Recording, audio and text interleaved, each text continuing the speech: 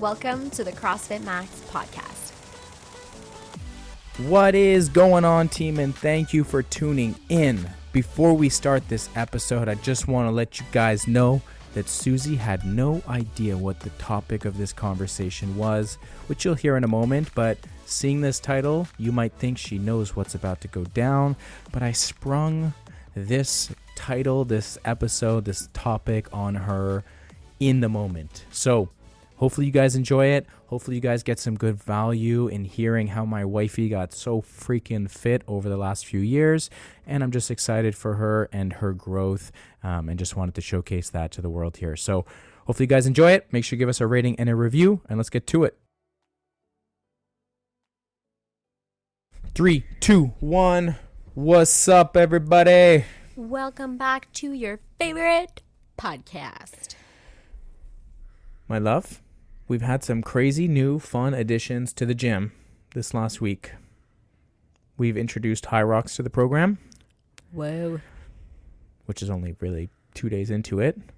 And then we've just announced we are adding GoWOD, which if you don't know what, hopefully you know what High Rocks is. If you don't know what High Rocks is, you should definitely check it out. Dig yourself out of the cave that you've been living in. High Rocks is CrossFit endurance. Let's say it like that. Let's do it. Low skill. Low skill. I must be good at it. You would probably crush it.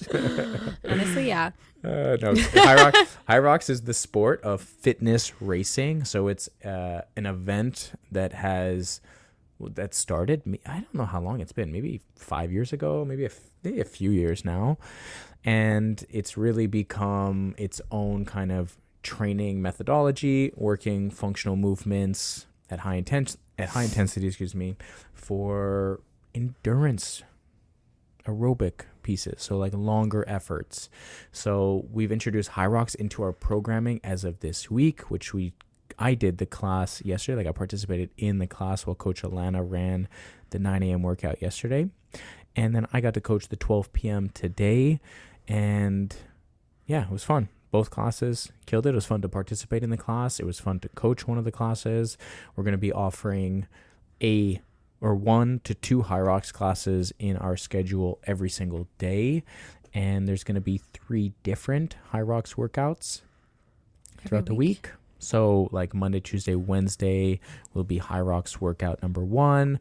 Thursday, Friday will be High Rocks workout number 2. And then Sunday will be High Rocks workout number 3. And we've had a lot of athletes who have done High Rocks. We have a lot of athletes who are signed up for High Rocks events this summer, and a lot that are looking to sign up for some. I would love to do a High Rocks simulation open to the public here in mid-May. I would also think it would be really, really cool if we can get some of our community together to do the big Canadian High Rocks, like the big official one that happens in Toronto. Yeah, happens in Toronto at the beginning of October. It hasn't officially been announced yet, but last year was on the first weekend of October. So it'd be really, really cool if we can get a community together to go to the one in Toronto this year. We're talking like thousands of athletes participated, and it sold out last year. So yeah, that would be a really, really epic thing to do. Teams of 2. I don't know if there was any individuals. I'm sure there was. I'm sure there was individuals and teams. But a team is fun, though. Team is way fun. Way more fun, yeah. Way fun? Way fun. Way fun. It's like super way fun. Super way fun. Super duper fun. So yeah, we introduced High Rocks into the program. I'm excited about that. I'm doing my first one tomorrow. You're doing the first one tomorrow at 5 p.m. Oh, at 5 p.m. Okay, cool. And yeah, I think we're big promoters of aerobic capacity. So the human's body ability to keep moving for a long period of time at a sustainable effort. Yeah. And then the more fit you get, the faster you can crank it for longer periods of time. So yeah, I'm excited to introduce that into the program. We'll see where the evolution of High Rocks goes. Is this just like a very popular trend for the next... Trend or trash? Trend or trash. Did we have High Rocks as a trend or trash? I think we did. Yeah. And I think it's extremely trendy right now. We'll see, will it last 5-10 years? What will the outcome be? Will there be some sort of evolution to the race? Will they start having different races? I don't know. I'm excited for it. It's blown up, and we'll Worldwide. see. Yeah, worldwide. Yeah, it's actually way bigger in Europe, but it's starting to become quite popular in North America now as well. So we'll see. We'll see where that goes. And then on the flip side, we just introduced something today, which I'm really pumped about, which is GoWOD. And if you don't know what GoWOD is, it's a mobility program or software, I should say, where it's an app that you can get a customized mobility test done for you. There's like a screening you go through. It's like a 12-minute test, and it gives you a score based on a percentage, how mobile you are. I'm going to do my mobility test next week after quarterfinals. Bet I beat you on the mobility test. I don't even know if I would be 50% of what you're at for mobility. This is my weak side. That's my weakness. One of them. No, mobility is definitely up there for probably the number one weakness I have. So yeah, I'm interested to do that mobility test. We're offering it to the community for free. And then also gives access to any of our community who wants to upgrade to a premium service. They have so many cool features. They have, mobility for people who have more desk jobs, or for mobility before bed. They also have pregnant mobility and stuff. So this really cool feature that we're offering to the gym. We also got a TV at the gym, and we got an iPad, so you can do it right at the gym. They offer before you even go home and forget about it. Yeah, they offer mobility before you work out and then also after. Cool. So if we're like, hey guys, if there's a group of a couple people or a few people who want to do some mobility after the group training, head over to the athletes lounge, put it on the iPad, link it up to the TV, and you can actually customize the time. So they give you like 3 different options, like a shorter version, a medium length, and then a long length, something like an 8, 15, or 22-minute piece. You could choose how much time you want to put into it. You could choose the equipment that you have, and then from there, you just go and you hit it. Love it. Follow along with the TV. It's pretty cool. So I know for a lot of people, especially after the Open, they were, talking about that they need to work mobility stuff. Also, some people went into the Open being a little bit injured, having some things tweaked here and there. So mobility is something that is really put off to the side. I know I have for a long time. So this just allows people to focus on something that's going to prevent. No more excuses, guys. It's free. Yeah, it's going to prevent injuries, make you feel good, sleep better, just give you just wider ranges of motion in your body, Love it. Increase your performance as well. The more mobile you are, the better your performance is going to be. A lot of people found out the hard way on the overhead lunges this year. Yeah. So that is a very eye-opening experience. There's nothing worse than getting to the Open or an Open workout and just getting stuck on one movement. It's pretty rough. But a lot of us have been there before. Yep. A lot of us go through it, and then hopefully we learn from that moment, and hopefully we try not to let that happen again.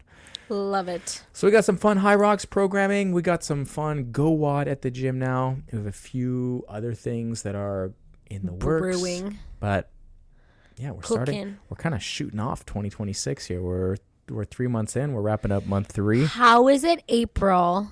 Not yet. Next week. Yeah, it's crazy. Will we have really nice weather? Will the snow be gone in April? Who knows? No. You don't think? It's your birthday. Your 31st birthday coming up. It's the best month in the whole world because it's the month that I was born. 31. Wow. Are you excited? What's so special about 31? It's a weird number. 31 is weird because it's kind of like you're in your 30s, but you're still a beginner. Yeah. Yeah. So I still feel like I'm 25. You still feel like it? Yeah, I feel like mentally I stopped aging at 26. At 26. My 26th birthday was the last time where I was like, I'm 26. And then I've just been 26 since then. Forever, yeah. When someone tells me they're 26, I'm like, oh my God, same. Same. All right. So banter topic, complete. Oh. We have the quarterfinals coming up this week. But that's not what I want to talk about today. What? Yeah. I'm throwing you a curveball, my love. You're so annoying when you do this. You have such a cheeky little face. Literally, guys, 15 minutes ago, we were like, what are we talking about? And I was like, quarterfinals. He's like, perfect.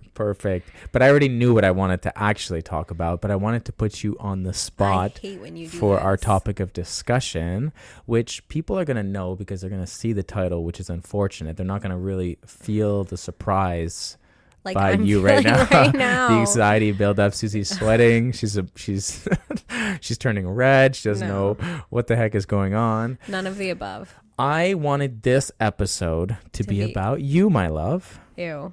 And I wanted to... Just kidding. I'm my favorite topic. I wanted to discuss and hopefully give a lot of value to our listeners about how you took your fitness from, I don't even know what percentile, from your first ever open experience. Ever? To the, we can definitely check this out on the spot, to the 92nd percentile this year. No, that's for client of the week. You are not client of the week. Oh, but I thought I was. But I wanted to just put you in the spotlight. I love that. Thank you so much. And really give you absolutely no time to think about this. Mm-hmm. But I just wanted to dive into where you've taken your fitness level and how you've progressed your fitness over the years that's gotten you from percentile 63. That was your first year? Yeah. 63rd percentile in what year? 2020.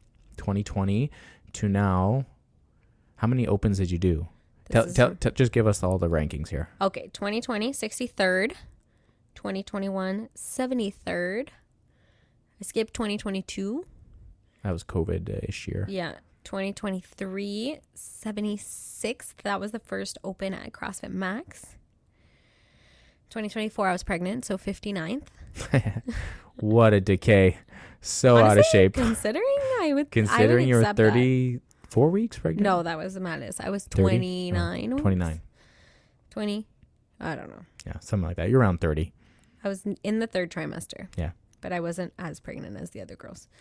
And then 86th last year in 2025 and 92nd this year. Boom. Which is epic. Epic. So I'm very proud of that, actually. You should be very proud. I'm proud of you. Thank you. It's very cool because I've been able to see your progression through CrossFit. At first glance here, I've been able to see from you 63rd. Starting CrossFit to getting to the 92nd percentile and officially kicking my butt in the open. Sounds so good when you say it. First time ever. That I beat you in the open? Last time ever, but no, just kidding. Yeah, That's not true. No, first time you beat me overall in the open. Right? On the workouts. Yeah. But last year I outranked you. Oh, I see what you're saying. Yeah. Yeah. But I'm talking about like in the actual official workouts here. Yeah. Yeah. You're right. It is the first time I beat you. Yeah. So what I wanted to do is I wanted to talk, hopefully not, hopefully not.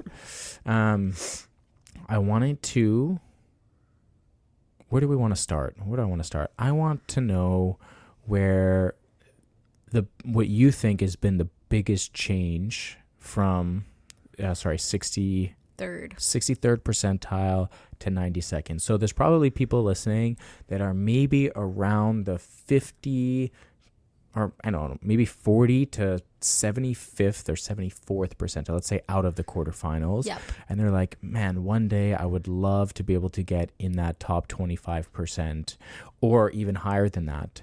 So what do you think maybe the number one thing you did, or maybe we can do like a top 5 things that you would rank? Well, the number one thing is easy. Okay, tell us. The number one thing is consistently working out 4 to 5 times a week. Yeah. That's really, there's nothing more valuable than being consistent. What does that bring? Like when you say like, okay, I just worked out 4 to 5 sessions, it might seem so simple, but it's very for hard. years. Yeah, it's very hard in principle. But when you say like I trained 4 to 5 sessions, elaborate like why that's so important for the person who's listening. Because super good question. I love this question so much. It's so good.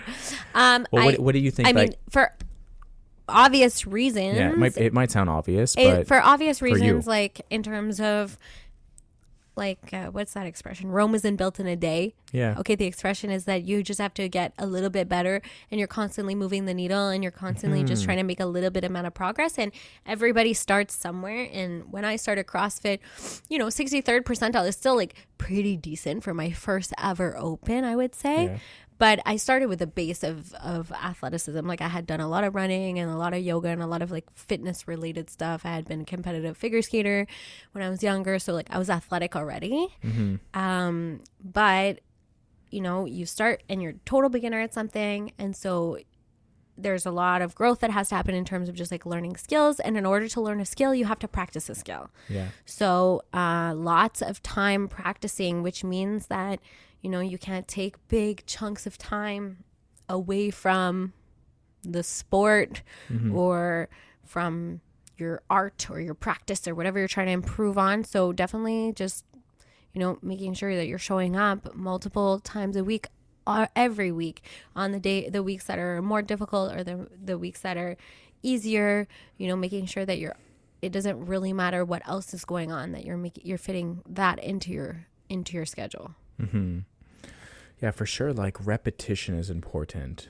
And like, I had a really good conversation today. We had a goal setting session with Ran this morning. And like one of her goals is to do that, is to get from a certain percentage to where she was this year. And she wants to get to like the 65th percentile.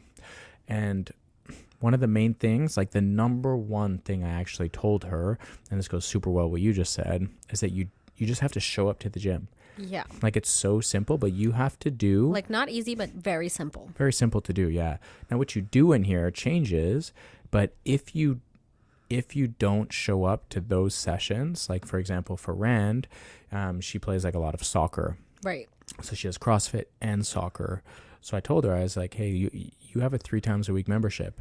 From now until next year's Open, you have about 50 weeks. So from now until Open 2027, you have to do 150 workouts. Right. If you don't do 150 workouts from now until then, it's going to be really hard to get to that 65th percentile, right? Like if you're not training consistently at a minimum of 3 sessions per week, like, and I'm talking about consistently, guys. There might be some people that are like, yeah, I train pretty consistently, but it's like, oh, that week I was sick, so I did 2 sessions. Oh, that week I was away on vacation, so I didn't work out at all. Oh, that week I was, sick, so I took 2 weeks off because I was congested for a little bit longer. I stayed late at work on that day. And There's a very big difference between the emotional side of like, yeah, I'm training consistently versus the factual and statistic side of it. It's like, we love Wodify because our application tells you exactly how many sessions you trained. There's no room for emotional interpretation. Yeah, exactly. So at the bare minimum, you have to show up consistently. And once you show up consistently, then what happens when you show up compounds every single week, every single session, actually. Yeah. Right? Like think of 150 workouts over a year, how much damage you could do in terms of your training, like how much fitter you can get, how much better you can get at something. Insane how much better you can get. And that just like accumulates repetition after repetition, session after session, month after month, right? Like I could not physically do a single push-up when I started CrossFit. Like not even a millimeter able to push myself off the ground. Like it was funny when I attempted my first push-up. So, and like everybody starts somewhere and you just have to keep going. So for sure, like when you say, been consistent, it's like, okay, well, like let's look at the actual data. Facts. Right? There is a big difference from someone who is coming twice per week compared to someone who is training 4 to 5 sessions. Not only are they doing twice the amount of sessions in 1 week, but the significant difference between doing 80 sessions at the end of the year versus 160 sessions is night and day difference. Yeah, right? It's more than double, I would say. Yeah. It sounds like it's double, but really the gains that come from that are exponentially higher. Yeah. Right? So once you say, okay, I'm going to show up consistently 4 to 5 days per week, which Susie has done that week after week after week through pregnancy, through illness, through postpartum, like right when she was allowed to at the 6-week mark, like in the gym, like very, very ultra consistent with her training. Right. Then when she's here, maybe you can talk to us a little bit about the mindset and your approach to how you actually go through the training. Yeah, I feel like that's changed over time and through different seasons. But in general, I mean, everybody like who comes to our gym knows me. And maybe if you listen to the podcast, you've gotten to know my personality a little bit. Like, I like to be like competitive, like in just for fun. Yeah. Like, it's not that deep. I'm not like trying to beat everyone all the time and like be aggressive about it or whatever. But I like to come to the gym and I like to feel like I'm pushing myself. Yeah. I like to jokingly race with different members. You know, I like to encourage people to add an extra 5 pounds on their barbell. I like when people encourage me to do the same. So I definitely feel like my general approach, let's say in the last year where I feel like I've made a lot of, or last 2 years, I've made a lot of gains in my fitness. I've been really trying to, you know, not like really show up and attack each session with the mindset of trying to improve. So, you know, when the workout comes, 3, 2, 1, go, I try to push myself a little bit harder. I try to, you know, lift a weight that I haven't used before, grab dumbbells that I would have maybe previously shied away from, and things like that. Practice skills that are not quite within my reach yet. So yeah, I think like my general approach to working out is to try and always get a little bit better every time. And that hasn't always been, you know, there are different seasons of life. Like I had a baby in 2024. So there was a period of time in 2023 and 2024 when I was pregnant. And so obviously that wasn't the time to be really, really thinking about dialing in my fitness. At that time, it was really like, I had a lot of fear about losing my fitness. So I was definitely trying to like maintain my fitness, but also it's just for me, the coming 4 to 5 times a week, it's not really a fight. It's like more of a fight to make sure I do it because I like it so much. I physically just enjoy the social side and the feeling in my body and in my mind and everything when I'm working out. I don't remember where I was going with this, but the whole point being that, you know, there are different seasons of life where, you know, coming to the gym is more for, I don't know, sustaining fitness or, you know, mental wellness or socializing with my friends. You know, in the early days of motherhood, it was more about like, okay, I got to leave the house for an hour today. That was amazing. Yeah. And then obviously when I had fully recovered from birth and all of that, I was very hungry to like get my fitness back and then also to be fitter than I had ever been before in my life. And I feel like, you know, I had a big fire on under my bum after, like, I was fully recovered postpartum and I was like ready to go. I was kind of like, I almost like had something to prove to myself, like this fear that you were going to lose your fitness. You know, you hear it so much when you're pregnant. Oh, you're never going to have time to work out again, and you're never going to feel as good again. And oh, I still haven't lost the baby weight, and my kid is in kindergarten, and all these things. So you get scared because you're like, well, I don't know what it's like. Like, I haven't been on the other side of this. And I feel like for me, it was a huge, like, I wanted to kind of like prove to myself that like, that's not going to be my story. Yeah. And then also I feel like it's a flex to be like, oh, I have a 2-year-old and I'm 92nd percentile in the open. Yeah, it is very cool. For sure, your mindset, that was a lot, and we kind of got into so many interesting points of reference. A lot of things there. Yeah. That was everything in one, which was really good. But going back to initially what you were saying is, yeah, for sure. Like you were pushing in your workouts, like you brought intention towards your training, and different phases of life bring different intentions. Yes. So when you were pregnant, you weren't like, I'm going to get the fastest like Echo Bike Metcon time. It's like, I'm just here. So I'm moving. I'm healthy. My baby's healthy. Yeah, my baby's healthy. I'm doing the best I can so that I can go into labor, recover from labor as best as possible. Right. I'm just putting myself in the best situation for overall health and my baby's health. Yes. And I'm also creating the building blocks for my return. That's right? Exactly right. So, yeah, your mental drive to push hard shifts during seasons. Yeah. But that being said, when you came to train, you didn't just like go through the motions of like exercising. Okay, coach is telling me to squat, so now I'm going to squat. Okay, coach is telling me to go do this conditioning piece. I'm just going to go do this conditioning piece. It's like, no, okay, what were my squats last time? Last time I hit 145 pounds on my back squats. Today, we're doing one more rep, so let's see if I could do the exact same weight or keep it as close as possible. Right. Just a level of intention. Yeah, like being very aware, moving with intention, being aware. So like you could ask me my weight on any movement right now, and I can off the top of my head tell you like exactly where I'm at. And if you give me a rep scheme, I could probably tell you, okay, I would be around this weight. Like I'm very aware of like a part of it is like knowledge is power, right? So like that's from experience, but I'm also just like aware also because I care, and CrossFit takes up space in my mind, and I like it that way. Yeah. But something that I wanted to say, which I think is a really good point, is now you don't need to go hot out the gate like you're doing a CrossFit Open workout every time you come to the gym. But if you never get really uncomfortable, then you're not gonna be familiar with that sensation when it comes time for competition.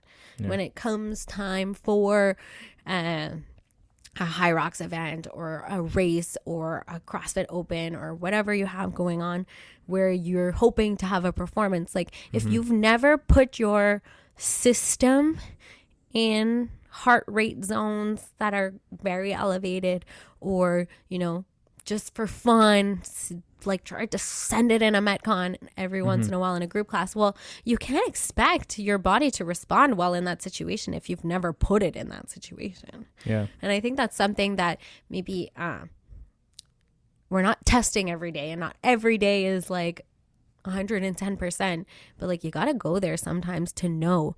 It's like you don't know how fast you can run until you try to run as fast as you can. Yeah. I would also say if you're in that middle percentile for the Open, if you're in like the 50 plus percentile of the Open, you're most likely not a newbie anymore. Right. Most likely. Then you should, or maybe if you aren't a newbie, then there are things that are holding you back. Right. Like mobility stuff, things like that, right? A movement that you can't quite do yet.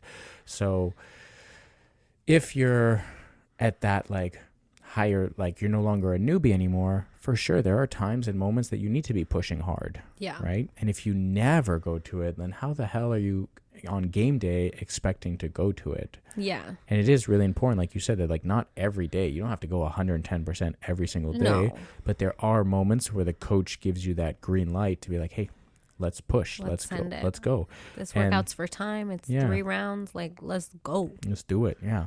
And there is like a level of intensity that is different. Like, and you should start to learn this about yourself. And you've done an incredible job about learning this about yourself. Right. It's like, you know, the difference between going, let's say 100% and 95%. And it sounds such like a small difference. Well, what's the difference between 100% and 95%? Well, 95% is fast, but you still got some left in the tank. You're not redlining, right? You're going almost there, but you still got some left in the tank, right? Versus, let's say I'm going to do like a longer High Rocks workout or aerobic piece. And there's a difference between bringing a 30 to 40% effort and bringing like a 75% sustainable effort, but 75% for a long 40-minute workout is still hard. Yeah. Like it's still tough to hold like a 75% effort for that, right? 100%. I think it's a lot of trial and error. It's a lot of experimenting. It's a lot. And like, that's why, you know, you need those 4 to 5 times a week over years of work to get to a level where maybe you have that deep understanding of your capabilities. Yeah. But I think it's really something that I would say I see with athletes in that intermediate range is maybe not intentionally, but like avoiding going to that zone. Yeah. Like, I'm going to shout her out, but Daphne is a prime example. She's such a, well, I wouldn't call her intermediate. I would say she's very like advanced, but I would say that, you know, we've talked about this in the open and stuff, like in terms of weights, she can outlift me on pretty much everything at the gym. Like strong. She's very, very strong and moves incredibly well. She has beautiful movement mechanics for her gymnastics. They're like she's at a higher skill level than me on the gymnastics. But I've able to go to the place of suffering a little bit more comfortably. Well, a lot more comfortably than she can. And that's the only difference between our capabilities. Like otherwise she can outlift me and she can outperform me on gymnastics movements and all the other things. It's really just a question of like being able to get uncomfortable and stay uncomfortable. And so when she gets there, she's gonna give me a run for my money. But she's a prime example of someone that like she knows that that's where she needs to work on, and that is something that she has been working on and I've noticed her working on in the classes.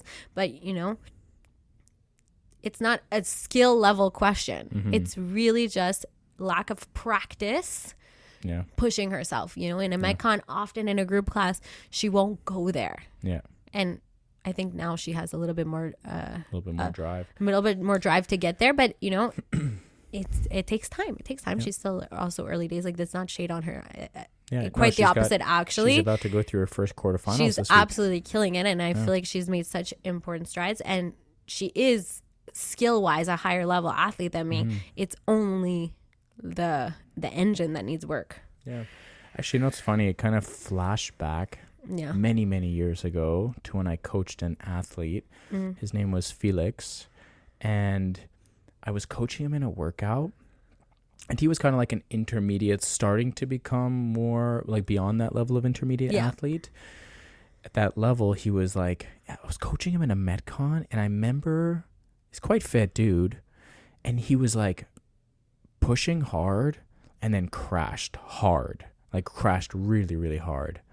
And I spoke to him after the workout just to check in on him and be like, hey dude, like good job on the workout. And then I just wanted to be like, hey, you good and everything? Because he was like on the floor and like way more discomfort than what was needed for that workout. And I remember just asking him, being like you good and everything, and him being like, yeah man, like I just wanted to push beyond a level of comfort and just to see what my body or how my body would react. That's crazy. And it like put my brain into a whole like portal. I was like, whoa, that's cool. Like this athlete just like in the middle of the, or maybe like, at the beginning of the workout was like, I'm just gonna send it as hard as I freaking can, and like, I mean, I'm gonna hurt and see if I can hold on, and I'm just gonna learn about myself. And what he learned was that he went way too fast and way too far, and then what happened is he just crashed.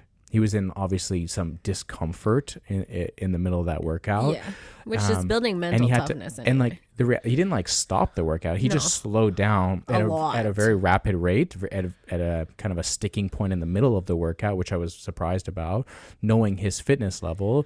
He's like, yeah, man, I just started like way too up, but I just wanted to send it and see what was going to happen. And it was That's good. Cool. And I'm not saying this so people can just go out and just be like, I'm going to freaking send it in every workout now. But I do believe a little bit of that every once in a while. Yeah. And then I think what's going to happen is you're going to be like, whoa, that was a little bit too much. And then other workouts, you're like, you know what?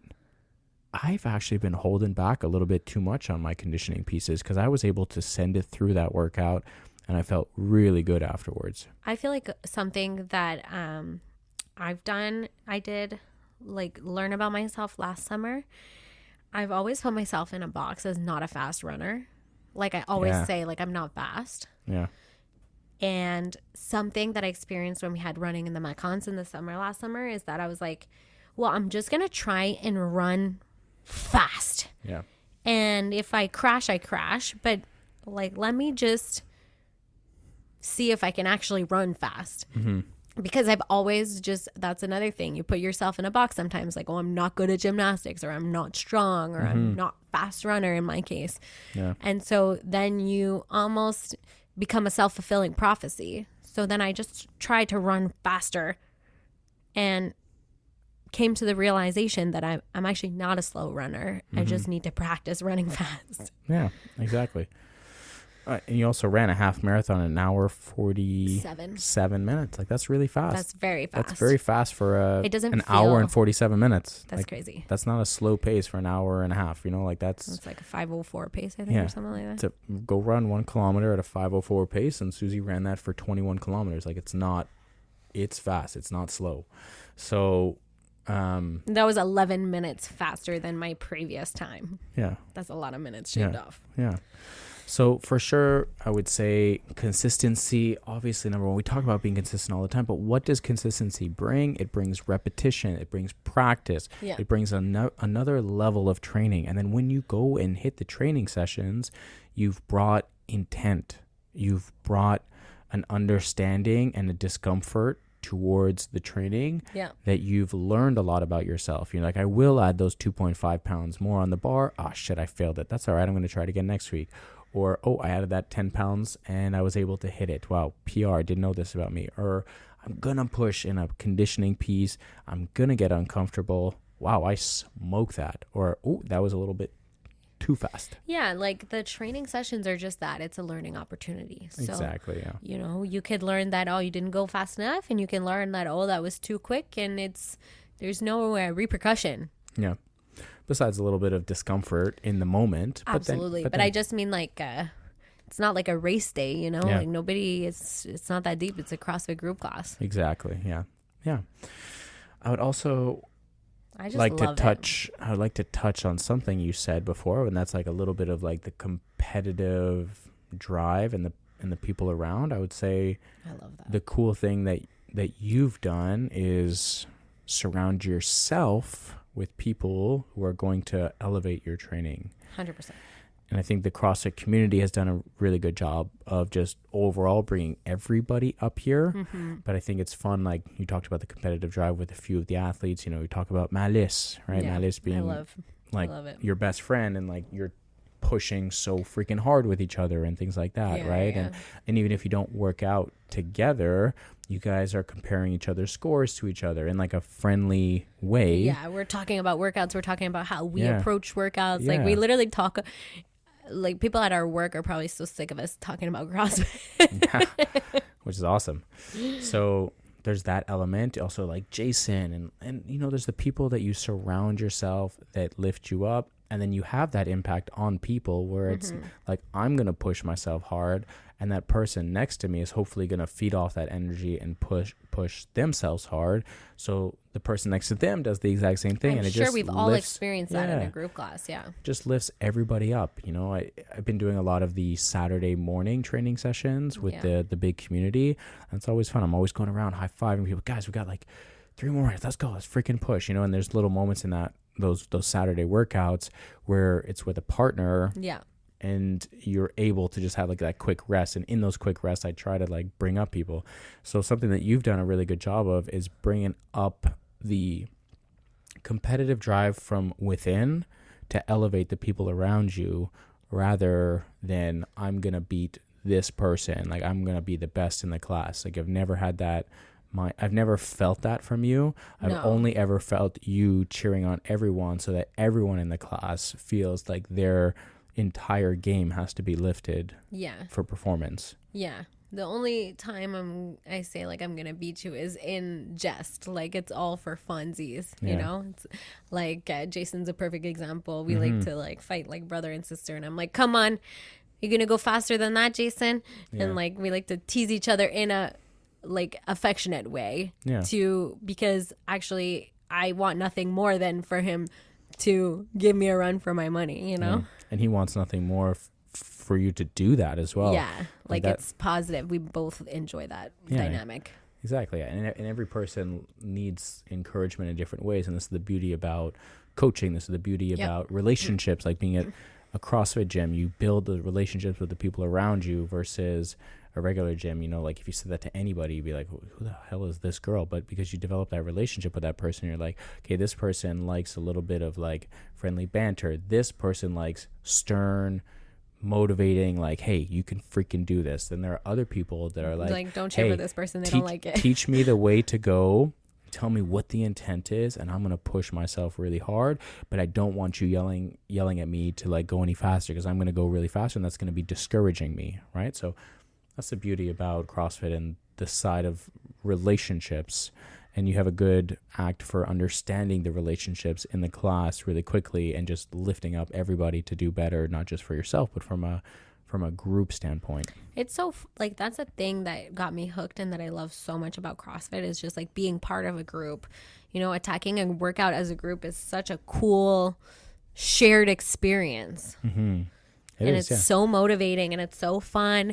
And as people already know, I'm very extroverted as a person. Like I like being around other people.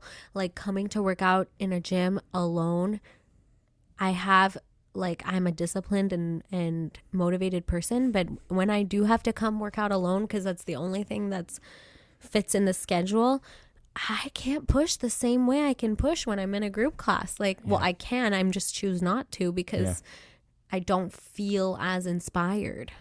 Yeah, group training really brings that out in you. Brings that out in a lot of people, myself included. Okay, so we've talked about consistency. We've talked about your intent on the workouts. We've talked about the people that you bring up around you that also help you bring out the best version of yourself. Yeah. What are some of the things outside of the gym? Because there's so much more outside of the gym that you do that really affects your overall performance. Can you touch on some of those? I don't know. I mean, we talked about our most important things for health being sleep not that long ago. I'm a good sleeper. Yeah. I'll make sure I get my 8 hours. Otherwise, I cannot function. For sure. Sleep, yeah. You're very good at this. I'm very good at that. I make sure to go to bed early because that's just the life we chose. I try to eat mostly whole foods and a balanced diet. I make sure I get adequate amount of protein in my diet. I feel like you're saying this like you're on a... I'm trying to think about like things that I do outside the gym. Tell them like what you do. There's so many cool things that you do. For sure, you eat mostly whole foods. That I do outside the gym. You eat mostly whole foods. You don't eat ultra processed foods on a day-to-day basis. We did have Saint Hubert this weekend though. It was delicious. It was very delicious. Oh my god, Thomas's but that's something that you could also discuss is the balancing elements, right? You're very good at balancing. I'm big on balance. Yeah, like you're very good at, having a cookie and that's it. Versus you got me on this end where I'm like, eat the cookie jar, eat the whole thing, right?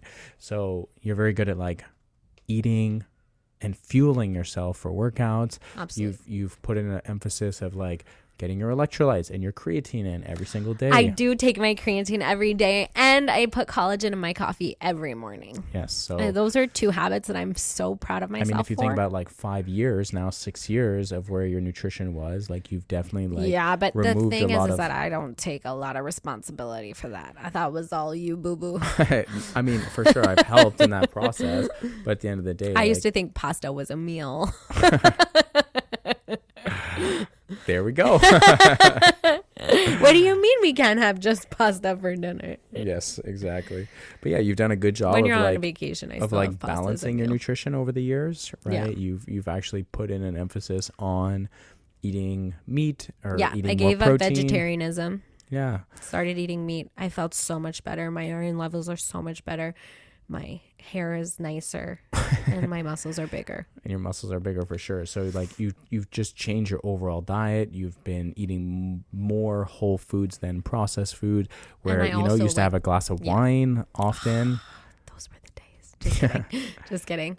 Yeah, you're right. We barely ever drink alcohol, but then when the time comes to drink alcohol, like I enjoy it guilt free. Yeah. Parties, holidays, you know, those types of things. You do a good job definitely. enjoying it. I feel sometimes it's almost like you can't realize what you're doing because it just feels like normal daily life to you. But I can understand that maybe isn't the case for most people. Mm-hmm. I think a lot of the people who are listening to this, it's the case for, because if you're listening to this, you probably come to CrossFit Max and you probably are at least somewhat aware of your nutrition and your hydration. Hopefully. I definitely still am a work in progress with the drinking water thing. Yeah, you've gotten a lot better at it. But I'm definitely better for sure. But yeah, haven't been great this past winter on getting outside for walks since we don't have a dog. Yeah, true. But I'm really looking forward to taking walks and going to the park again. I would say regularly like when the summer comes. But I move around. You do move quite a bit. So this is the most sedentary I've been though, working at a desk job and it being winter. True that. But overall, like you do a lot of steps throughout the day. Yeah. Like you do get your exercise in almost every single day. So definitely outside of the gym, which I was hoping you were just going to kind of grab, you're very good at sleeping. You're eating a lot more like whole foods compared to where you used to eat, mostly processed foods. Yeah. So you're fueling yourself properly. You've worked a lot on your hydration, taking your electrolytes and taking your creatines, like a couple supplements that have really helped your performance side of things as well. And I think something that you've done really, really well is that you have like taken the exercise part of CrossFit and blended it into your life. Like it is now a part of your life rather than something you do with your life. Does that make sense? So like instead of like, hey, I'm going to go work out, or like I feel like this is like such like a blended version of your life now. I definitely feel as though, like, to me, coming to the gym at least 4 times a week feels as important as brushing my teeth every day. Mm-hmm. Like, it's just like it's not really up for debate. It's not like movable in my schedule. It's like there are situations that arise where things can move around, but I always replace that workout with something else if I can't go to my, let's say, regular session. But that's just because I love it so much. Like, it's really for me. Yeah. I like coming to the gym. Yeah, exactly. So it's no longer become like this thing where I'm going to go to the gym. It's more of a thing like I'm going to the gym. Like it is such I don't have to make a decision to go. It's just a fact. Yeah, like there's Tommy and then there's Jim on your 2 things of priority in the day. Yeah.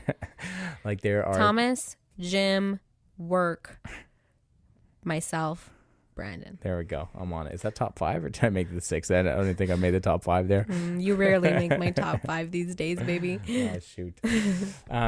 So yeah. So round of applause to me, really. Yeah. You've done like a good job of like blending it into your lifestyle. I do feel like that. And I feel like a lot of people, if you're in the first 6 months, it's normal if you're not resonating with that feeling yet, but from that 6 month to 1 year and then onwards from that, if you keep it up, if you keep consistent, you're going to realize that it's no longer should I go to the gym, it's when am I going to the gym. Hell yeah. Well, congrats again, my love. Good luck this week on quarterfinals. Good luck to what are you feeling about the workouts? Do you feel like they're high enough skill for your taste? They're perfectly high enough skill. We'll see. I think you're going to cook me in the quarterfinals.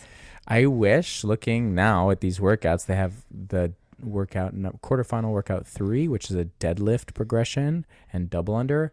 I'm like, why the hell didn't they put that workout in the third open workout? That would have been sick. Ashley said to me, it looks like they put everything in the quarterfinals that we were all hoping to see in the open. And I was like, yeah, that's true. Even like the hang, squat, clean, and muscle up. And partition it however you want, like something cool like that. Yeah. Anyways, they could have put they could have really sent off the 2026 Open cool. in good fashion. That being said, I am very stoked about the quarterfinals. I'm gonna get smoked in them. Like, they're not up my wheelhouse at all for the workouts, but I think maybe that one is like the deadlift one. But I think it's gonna be tough. I'm excited to participate. I have no expectations for myself at all. I'm just signed up. Did you sign up yet? No. I just signed up, and I'm like, you know what? I'm gonna do it. I feel like my mindset with the quarterfinals is like, I just want to enjoy participating in it, and I'm obviously going to give it my all. Yeah. But I feel that I put a lot of pressure on myself to perform in the Open, and this is not the thing that I was worried. I wasn't worried about my performance in quarterfinals. It was more just like, are you saying you're not going to make the top 2,000? Make semifinals, love?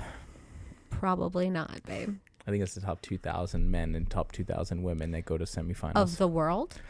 No, I think how it goes, I should probably do more research. And this is what I hate about it. It's not ultra clear like it used to be.